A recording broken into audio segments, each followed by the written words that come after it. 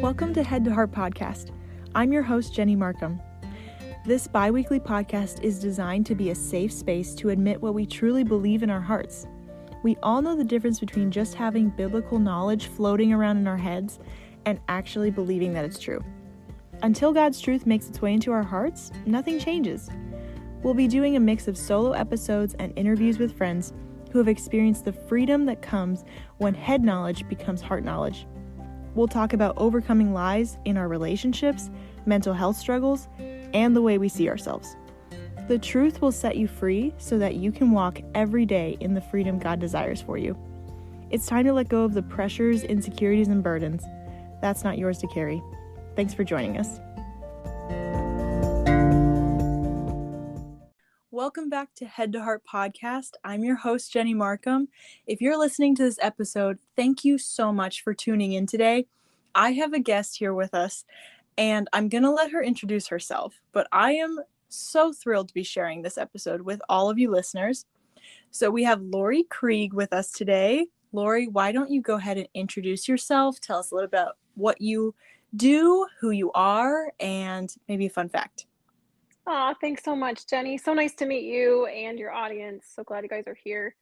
I run a ministry called Impossible Ministries, and I'm a podcaster also, although we're taking a break this year.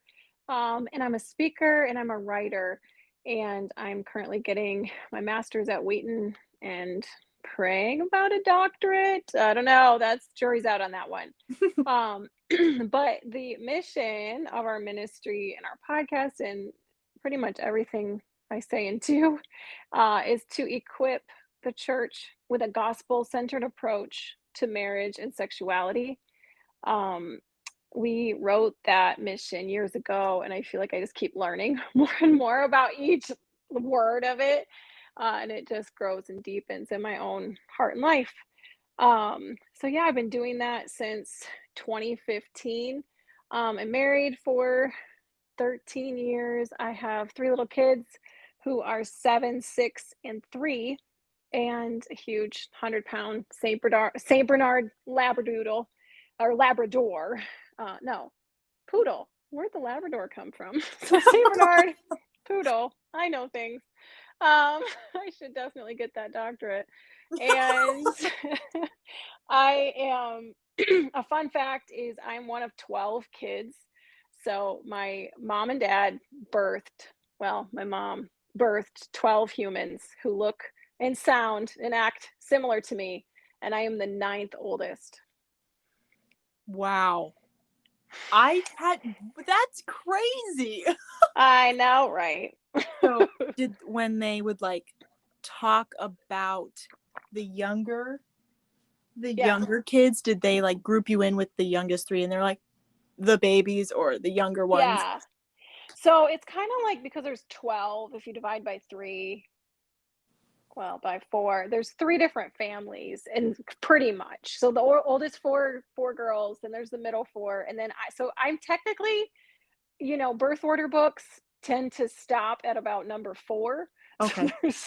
But I act like an oldest, a firstborn. So I'm like the oldest of the youngest group. So okay. The olders, I think they call us like the youngers, who I don't know, whatever they call us. Probably the privileged ones. That's a good fun fact. That's a good one. Do you always use that fun fact when people ask you that question? Because that's a good fun fact to pull out. Thanks. It's a common one I do use. I've got a few. Well, we'll get started. And Lori, I just want to ask you, what have you been set free from? That's a good question. I have been, wow, that's hard to put in the past tense, isn't it? Yeah, because it's an ongoing process. Yeah. I think one of the biggest things I'm in the ongoing freeing journey of is to be set free from self-hatred. You could also categorize that as shame or toxic shame. I think God is really setting and is in the process of setting me free from self-hatred. I'll kind of start at a more pivotal moment. After I graduated college, so I was 22, I was really wrestling with a huge decision of, was I going to come out as a lesbian atheist? And I say atheist because I actually believed what the Bible said about marriage. I Mhm. just didn't think I could live it out without wanting to die. So I was either going to come out as a lesbian atheist, and I say lesbian because I've been attracted to the same sex since I was young. I am married to a man now. Feel free to circle back and ask about that, how that happened later, because it's a good story. But I was and still am attracted to women. Again, still well married to a guy, but I didn't know how to live that out. I didn't have congruence between my mind, heart, and body, and spirit, my theology, and what I was really experiencing inside of myself. And so I was either going to kill myself or come out. And I prayed in that moment, God, if you get me through this, would you help me to be a voice of hope and encouragement for even one other person? Mm. And I honestly, like, that wasn't like, I have an idea. I'm going to tell this story on a podcast in 15 years. Like, Mhm. that wasn't in my head. It was, I have no idea if I'm going to make it through this. And there was no books out yet. Like Wesley Hill, my friends, like Preston Sprinkle, or Jackie Hill Perry, nobody was talking about this yet. Nobody was like saying, oh yeah, you can experience this and still follow Jesus. It was like, you're either gay and you find a wife, or you're not and you're straight. So this was 2008. And so, or you become ex-gay. That was a thing. So it's Mhm. basically like you go from gay to straight. And I was so baffled, you guys. My dad was a pastor at that time, and I was like the annoying Christian leader girl on my Christian campus, like the one that did all the stuff. That was me. And I was very sincere about it too. Like, I wasn't like, I'm going to perform. It was truly, I loved God the best I knew how. And so I was pretty baffled. I wasn't chasing after these same-sex desires. It would kind of be this like flickering thought growing up. Mhm. And I've tried dating guys, and it just, I never understood why I didn't really want to get close to them at all. And then I met another Christian woman who felt the same way about me as I did about her. And I found myself in a secret same-sex relationship. And the fissure in my soul was brutal. And I hated myself, as we're talking about self-hatred. And I felt as if I deserved it. I mean, you'd hear this was in the era of what I call porn and pancakes. What? What is porn and pancakes? Just bear with me. Okay. So, early 2000s, there was a good, I will say good, it seems like it was really helpful, kind of revolution where, with the dawn of the internet, a lot of guys discovered pornography and got addicted to it. My husband now, that was his story starting at age 11. I know a lot of women wrestle with that, etc. Okay. But early 2000s, there was a movement going around from churches where they're like, let's talk about porn addiction. Let's call it, let's make it zazzy so guys want to come. So let's make Saturday morning porn and pancakes. Well, pancakes, and we're going to talk about our pornography addictions. Oh Let's my just goodness. get real. Yeah, I'm What? not kidding. That was everywhere. There's lots of testimonies up front, and I'm grateful. I really am. But I will be honest, it was so brutal to be sitting in the pew or rows of chairs that are stackable, as I was at with a church plant. It was so brutal to hear elders, pastors share their own stories of recovering from or experiencing maybe even ongoing pornography addiction, heterosexual pornography addiction. And then the next sentence could be, oh, that's so gay. Or, oh, total abject disgust Mm. at LGBTQ people. Mhm. So, sexual brokenness, right? It's like we're comparing apples and apples. Right. But for some reason, mine was worse than theirs.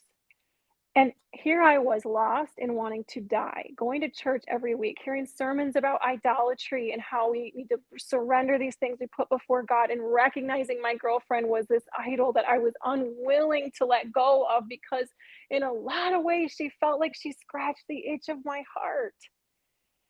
And so I was looking for a safe place to land. I was looking for somewhere, for someone to tell me that the self-hatred I felt inside wasn't what was the right cure, quote unquote. I don't believe in a gay cure. I'm just saying that's what I felt like I deserved Mm-hmm. because I was wrestling with what I felt like was the worst sin. So there I was wrestling with that, and I graduated from college and I was on my own. I was a newspaper reporter. I'd gotten a journalism degree, and I was like, I can do whatever I want. Like I'm not at Christian college anymore. I had broken up with my girlfriend. I tried dating this one guy, and I was like, my heart connected to him. Mm-hmm. And then we broke up, and it was as if we never dated. I was like 24/7, a girl is what I need. And I start seeing a therapist who, because of the suicidal ideation, one of my friends was like, yeah, you should probably not want to kill yourself. I was like, that's fair. So I start seeing her, and God's will had it that she was not just a therapist. She was more like Dumbledore, Yoda, Jedi Master of spiritual amazingness. Now, she wasn't actually Dumbledore. She wasn't actually magical, but she just knew God. You ever Mm-hmm. meet those people who you're like, it seems like they're floating because they're Yeah. so holy? Mm-hmm. That was her. But she didn't come off that way. It also didn't hurt that she was like 6'1" and um, very tall and knew and loved God. And she started using language that was so helpful for me in my self-perception to remove some of that shame and self-hatred. First of all, if you study any of Kurt Thompson's work, The Soul of Shame, the antidote to shame or self-hatred is to be seen in your mess and loved in your mess. That's what God did in the garden with Adam and Eve. They were hiding, and he's like, where are you? And he didn't ask, where are you? Because he lost them. Like, Right. Mm-hmm. he's God, like he's looking for them. And so here's Adam and Eve, and he's like, why are you hiding? We were ashamed because, not because of the sin they did, but because of their nakedness. They didn't have to feel that shame. And so they felt this whole body self-hatred that God, he saw them in their mess and he called them out. He sought them. Carolyn, that was my counselor's name, she sought me out. And she didn't talk to me about Leviticus 18 or 20 or 1 Corinthians 6 or Romans 1 or any of the other homosexuality, quote unquote, clobber passages. She started using heart language. And she'd ask me questions like, Lori, when you envision the ideal perfect woman, what are you hoping for? I was like, gasp. No one's ever asked that before. No, and it feels awkward. I'm like, what am I going to say? I actually didn't even know what I'd say. Like, this is going to be an awkward, like, sexual words I'm about to say. And I was shocked because the words that came out of my mouth were not sexual in nature at all. They were heart words. I want to be seen and known and loved. And I had been looking for being seen, known, and loved since I was a little kid. And our parents ideally are the perfect representation of God, who see us and know us and love us just as we are and show us God. They're the perfect reflection of God. But of course, they're imperfect. I'm imperfect as a parent now. She was like, those are good needs, Lori. You're just looking in the wrong place. Now, the right place was not to a dude. Mm-hmm. And I also said to her in my sassy self state, I said, well, the answer isn't going to be Jesus because I've tried him and he doesn't work. And she said, well, it is Jesus. And it was Jesus. Of course, he's the answer. Ideally, our parents are these perfect representations of God who see us and know us and love us, but they can't ever scratch those itches of our heart. We call them this hole in our heart. Augustine referred to it that. He said, you made us for yourself, O Lord, and our heart is restless until it rests in you. And so we have these good needs inside. It's not always okay to say that you're needy. It's not usually okay to say, I want to be chosen. I want to be safe. I need to be safe. Mm-hmm. I want to be sought. But we all go to the wrong places, and we all have barriers between these good needs of our heart and the need meter of our soul. And these barriers are trauma, they're sin we've done, they're just things we've learned incorrectly. And so Carolyn, my counselor, she really helped me to remove some of those barriers between the good needs of my heart and the need meter of my soul. And that did not take me from gay to straight, but it really did make room for God's love, more of his love. I actually experienced it. I usually say, like, that's when I fell in love with Jesus, and it's such an eye-rolly sentence, but true, this is like as best I know how to say it. Like, I was like, oh my word, I'm looking for Jesus. Mm-hmm. Like, are you kidding me? The whole time? Yeah, what? And that he can actually scratch the itch, even though it's not permanent. Like, that's heaven talk. That Mm-hmm. we will experience, but we can have these glimmers of it now. And so Ephesians 3 talks about what his love does. Says, then you'll be filled with the fullness of life and power that comes from God when you know this love that surpasses knowledge. So it fills us, his love fills us with his power. Mm-hmm. His power for what? I would argue he empowers us to die to self, to not just my same-sex desirous default, but also my perfectionism default, to feel okay by being perfect, to feel okay by performing enough, to feel okay by trying to be one of the best kids of the 12. Don't tell my siblings. So that really helped me to remove the self-hatred. And again, it's in process, but to feel empowered enough to know God loves me right now. When those pastors say things, when there is the hypocritical statements and sentences, I am loved by God now. Wow, thank you for sharing your story with us. You kind of touched on it a little bit in your response to your counselor in asking, what do you think the ideal woman is like? But could you pinpoint and kind of talk to us about exactly what you were desiring from a relationship with a woman? Yeah, I mean, the opposite of homosexuality or same-sex desire is not heterosexual desire. It's Jesus. It's completion in him. So I was really, what I was hoping for with a woman, honestly, was probably a lot like any relationship, but I wanted to be seen and known and loved and nurtured. And I had this draw toward women from a young age. So I wasn't interested in men. So it wasn't a matter of me being like men versus women. It was a matter of like, this is what I'm drawn toward. This seems like it's going to scratch the itch of my heart. And I realized she couldn't. Mm-hmm. Women can't. Men can't either. Mm-hmm. But then that's another question well, then why is it men and women in marriage? Why am I married to a dude now? Really, the way I see the world from my worldview is we are all created for an intimate relationship with Jesus.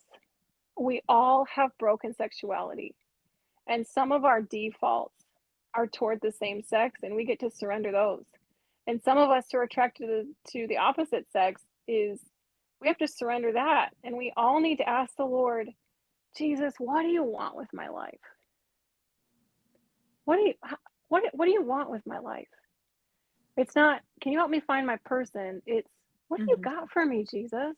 And so he's got this kingdom of God thing that he's doing, and he wants us to be a part of it. And so married and single, those are equally valuable modalities or modes we can fulfill the mission to make disciples.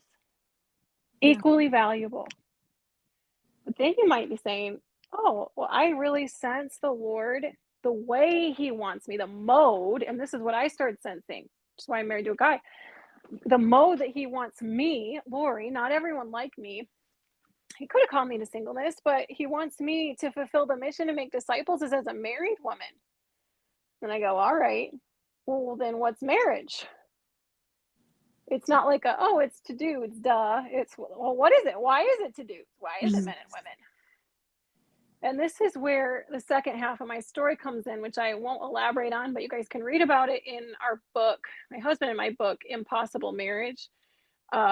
Our marriage almost ended about 7 years in because I really had to confront the theology of marriage. Why is it male and female marriage? I'm a little confused. So if you start talking to anyone who's married, gay, straight, especially straight marriages in the church, many of them are hurting very deeply. And I was confused. If you're like, a lot of the language you hear is like the old ball and chain, or, you really want to have, isn't it hilarious how you want to have sex before you get married, but then you get married and, oh my gosh, you just hate them. Like, truly, that's a lot of the jokes is eye rolls. So where I had to look, sure, you can look up, Leviticus 18:20, blah, blah, blah, blah, blah, Romans 1, 1 Corinthians 6, which matter against prohibitions against same-sex marriage. But I was curious, what's the yes of marriage? And this is what I think everyone needs to ask. If God is calling you to marriage, what's marriage about? And this, to me, is the strongest argument for God's design for marriage, is Ephesians 5:31, 32. For this reason, a man shall leave his mother and father, and the two shall be united to one. This is a profound mystery. I'm talking about Christ and the church. So male and female united into one. What's the mystery? Well, okay, male, is it that men and women fall in love and it's just a mystery? I don't know. Boop you on the nose. They just fall in love. And I feel like, yeah, I'm very confused about that. Tell me about that mystery, please, for someone like me. But no, the mystery is the illustration of Christ in the church. Hold up. I never understood this. If I heard this growing up, I didn't understand it. So I'm going to throw it out for y'all listeners and you, dear Jenny, in case you haven't heard this, is men and women are called, if they're called to marriage, it's supposed to be male and female because it's an illustration of the way Christ and the church are one. How different are men and women? Pretty different. So they're pretty different, but how different is God from the church? Like ontologically different. It says in Ephesians 1, he is far above every ruler, power, and authority, not only in this life, but in the life to come. It says in Isaiah 58 that he lives in eternity. What the heck does that even mean? And yet the whole arc plot of the Bible, from the beginning there's a marriage, and the end there's a marriage, this is Christopher West says this. He is a Pope John Paul II theology of the body student. He says the whole Bible can be summed up in 3 words or 4 words. God wants to marry us. Marriage is a picture of the gospel. When my kids ask me, why can't 2 girls marry each other? I say, well, they can legally. I said, but it's not God's best, because when mommy and daddy love each other, we show you a picture of how much God loves you. Marriage is a metaphor. It's a gospel picture in our neighborhoods, in our homes, and in the grocery store of how very different we are from each other, how very different God is from us, but how he will and wants to marry us. Mm. So this is why it's such a significant question, and why it matters is it's not, well, it's not Adam and Steve, it's Adam and Eve. It's no. It's if we're saying yes to marriage, gay, straight, or otherwise, however you identify, however your broken sexuality is, if you're saying yes to marriage, then I believe you're saying yes to an opposite sex marriage, but you're saying yes to a gospel picture. Mm-hmm. That's nuts. Yeah, I love that, because it's like sometimes the question that's going through our heads is like, who am I attracted to? But Sure. that's not necessarily the key question. It's like, what did God design marriage to be like? Yeah. Yep.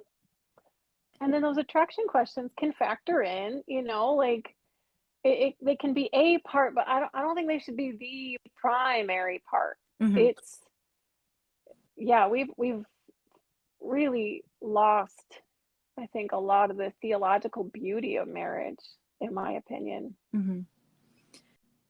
That's a beautiful picture of what the actual like key question is, and that's not exactly that's a question that people are wrestling with just everywhere in the States right now. It's obviously legal to marry someone of the same sex, but they're on different sides. There are Christians who are affirming of that, and there are Christians who would say they don't believe that's what the Bible meant.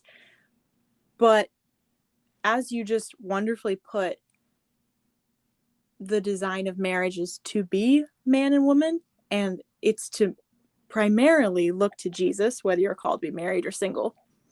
Mm-hmm. So if someone comes out as gay or transgender or bisexual, or however they're identifying themselves, or is struggling with same-sex attraction, what do you think that the church's response needs to be?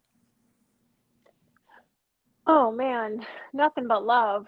Mm-hmm. I mean, I recently posted, and I'll say this when I speak, and I'll say we love songs that come on the radio that say things like, "You love me just the way I am." And we love to sing that about ourselves as we consider our own pet sins. Mm-hmm. Can LGBTQ people sing that just as much as anyone can, as you can? Can I sing that too? Now, the pushback I'll get within 1.2 seconds is, yes, but God loves us enough not to leave us there. I hear you, people. I know. Mm-hmm. But let me reference for you the last several decades. I grew up overhearing all the war on marriage talk.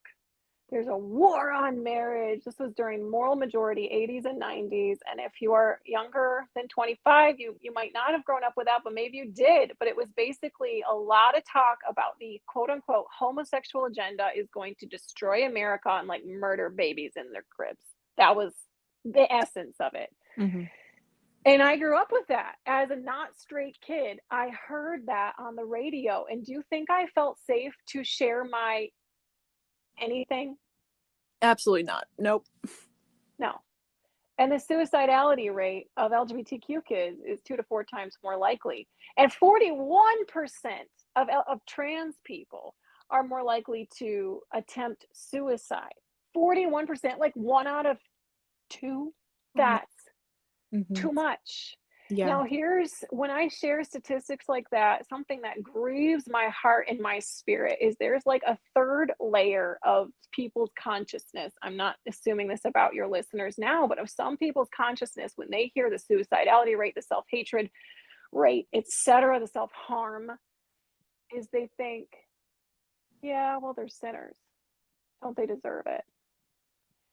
And I implore you, if that's something that's going on in your own head as you're listening, or someone you know, is raise your hand if you deserve life.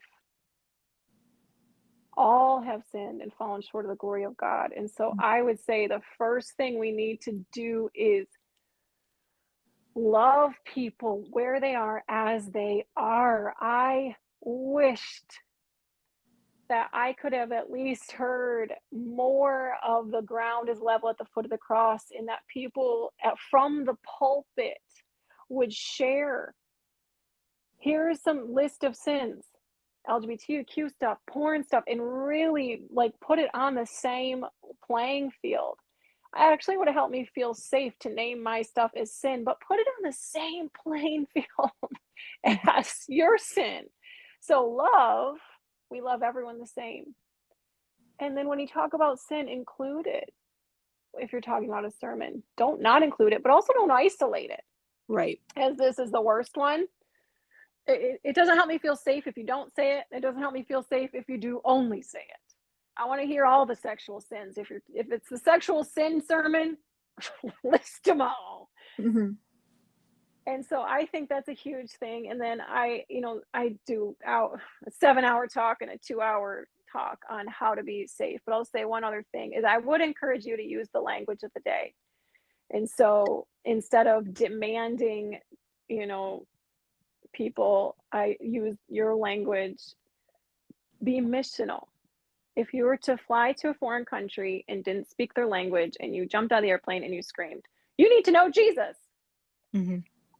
Yeah, I don't think that'd go over well. No, they don't speak the language. Yeah. So I'd encourage you to speak the language in order to earn the relational currency or equity to be able to speak at a heart level. So those are my two things, love and speak the language. Believe me, I love being organized just as much as the next person, but I have found a pattern in my life when I try to use a basic planner. It goes like this. I'm going strong, writing down what I need to do until Thanksgiving comes around. And then I forget the planner exists until the new year. In January, I'm committed and excited to get organized, but once March hits, I can't even find the thing anymore. Have you ever experienced this? Do you ever feel like you want to get organized but just don't have the time to? Let me tell you about Life in Order. Life in Order is a business that makes 100% customized bullet journals to help set you up to thrive in your goals, business, relationships, and personal growth. My bullet journal has been a game changer for me, and the best part about it was that it was already set up for what I personally needed in my life. Now I can keep track of how much water I drink and how often I'm journaling.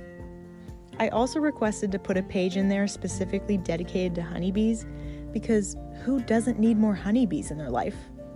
You can find Life in Order's products on Etsy.com today to get your own bullet journal set up for your unique lifestyle.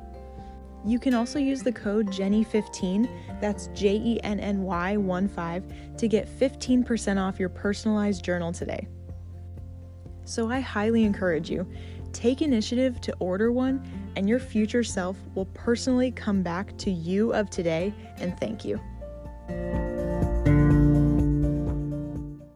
I feel like what you said makes so much sense, and that, like, let's take, if you're, just being a safe place for a friend.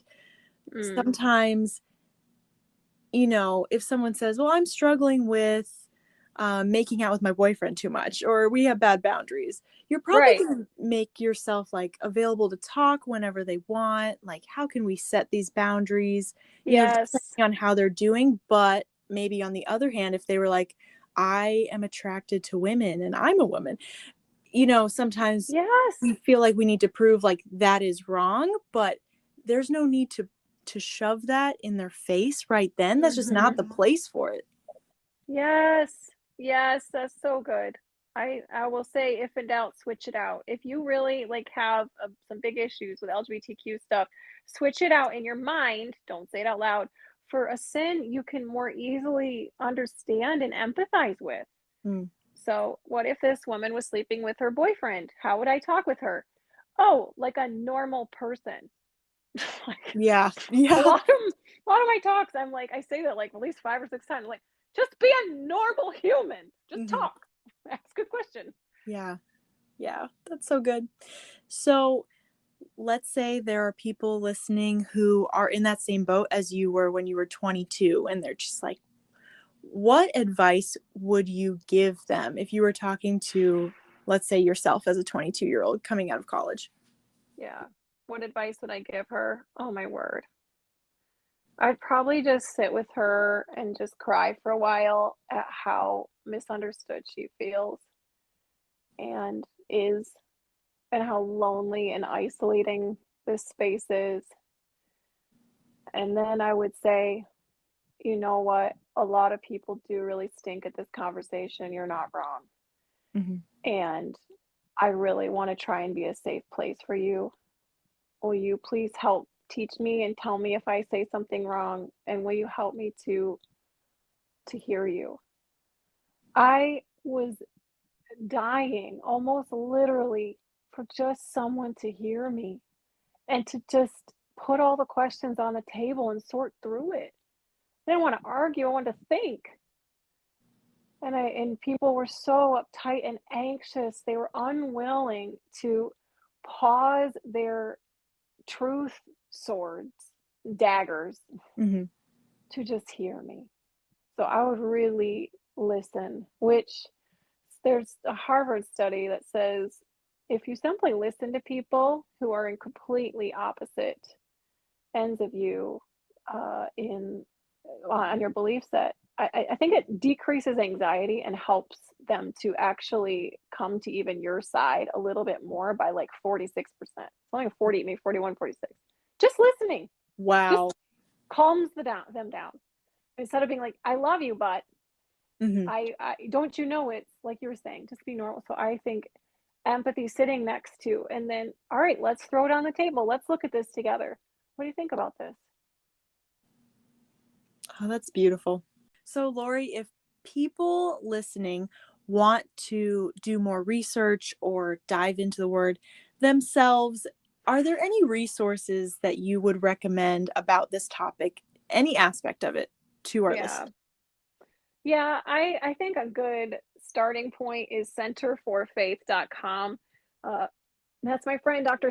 Preston Sprinkle and Greg Coles and some other friends there. I'm on the board of directors there, so full disclosure, but it's just really solid, not cheesy and like weird. I don't know, just where you get a bad vibe, and maybe you may vibe badly, but it's just theologically grounded. You can look up his pastoral papers if you're like, okay, well, what about pederasty? I thought it was just like, all these arguments that you hear. Look up, 15 reasons for the affirming view and 15 responses if you want to look up specific arguments back and forth with that your affirming friends or you yourself may have. Feel free to read them. But he's really gracious in his tone and tries his best to engage this well. You can also check out our podcast. Again, we're on a hiatus this year. It's called Hole in My Heart Podcast. We've interviewed everybody, a lot of people who are in this conversation. We talk a lot about trauma too. My husband's a therapist, and so we engage that. You can also read our book if you want to know more about the marriage metaphor that I talked about, and how we got married and how we're staying married. It's called An Impossible Marriage. Did that with IVP in 2020. So yeah, those are a few places to start. I will make sure to link all of those in the show notes. So any listener who wants to just click on any of them, they can easily access them. And Lori, I cannot thank you enough for being our guest today. Thank you so much for sharing your wisdom and your experience. I think that the world needs more of what you can offer of just grace and being a safe space for people. Thanks so much. So glad you're putting these messages out there, Jenny. Thanks for what you're doing too. Thank you so much for listening to this episode of Head to Heart Podcast. It's a joy to record them and a joy to have you listen.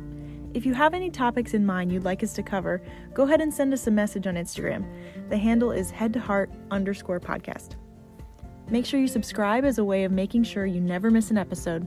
And if you would be so kind, go ahead and leave us a rating and review on Apple Podcasts. It helps out the show so much when you do. We'll be releasing episodes to you every other Friday, so stay tuned and thanks for joining us.